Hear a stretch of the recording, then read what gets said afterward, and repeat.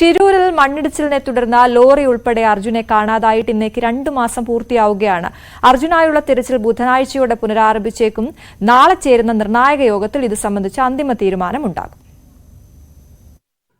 ഷിരൂരിൽ മണ്ണിടിച്ചിൽ ദുരന്തമുണ്ടായിട്ട് ഇന്നേക്ക് 2 മാസം പൂർത്തിയാകുന്നു. കോഴിക്കോട് കണ്ണാടിക്കൽ സ്വദേശി അർജുൻ ഉൾപ്പെടെ 11 പേരെയാണ് അപകടത്തിൽ കാണാതായത്. ഇതിൽ ചായക്കട നടത്തുകയായിരുന്ന ലക്ഷ്മണൻ ഉൾപ്പെടെ 8 പേരുടെ മൃതദേഹങ്ങൾ കണ്ടെത്തിയിരുന്നു. അർജുന് പുറമെ കർണാടക സ്വദേശികളായ ലോകേഷ്, ജഗന്നാഥ് എന്നിവരെയാണ് ഇനി കണ്ടെത്താനുള്ളത്. കാലാവസ്ഥ പ്രതികൂലമായതിനാൽ ഇവർക്കായുള്ള തിരച്ചിൽ 2 തവണ നിർത്തിവെക്കേണ്ടി വന്നു. ഗംഗാവലിപ്പുഴയിൽ അടിയൊഴുക്ക് ശക്തമായതിനെ തുടർന്നാണ് തിരച്ചിൽ നിർത്തിവെക്കേണ്ടി വന്നത്. നേവിയുടെ നേതൃത്വത്തിൽ നടത്തിയ സോണാർ പരിശോധനയിൽ ലോറിയുടെ സ്ഥാനം കൃത്യമായി കണ്ടെത്തിയിട്ടുണ്ട്. ഇതേ സ്ഥലത്ത് വെച്ച് അർജുന്റെ വാഹനത്തിലെ മരം കെട്ടാൻ ഉപയോഗിച്ച കയർ നേരത്തെ കണ്ടെത്തിയിരുന്നു.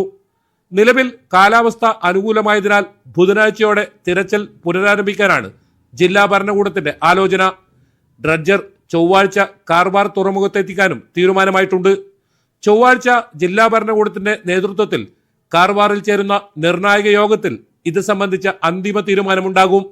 ജില്ലാ collector Lakshmipriya, SP M Narayana, സ്ഥലം MLA സതീഷ് സെയിൻ, ഡ്രഡ്ജർ കമ്പനി അധികൃതർ എന്നിവർ യോഗത്തിൽ പങ്കെടുക്കും. നാവികസേനയുടെയും ഈശ്വർ മൽപ്പ അടക്കമുള്ള പ്രാദേശിക മത്സ്യത്തൊഴിലാളികളുടെയും സഹായം തേടുന്നതിൽ യോഗത്തിൽ തീരുമാനമുണ്ടാകും. നാളെ ഡ്രഡ്ജർ അടങ്ങിയ ടഗ് ബോട്ട് ഷിരൂരിലേക്ക് പുറപ്പെടാനാണ് ആലോചന.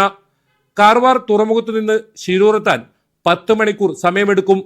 വേലിയിറക്ക സമയത്താകും ടഗ് ബോട്ടിനെ ഗംഗാവലിയുടെ 2 പാലങ്ങളും കടത്തിവിടുക. വേലിയേറ്റ സമയത്ത് തിരയുടെ ഉയരവും ജലനിരപ്പും കൂടുതലാകും.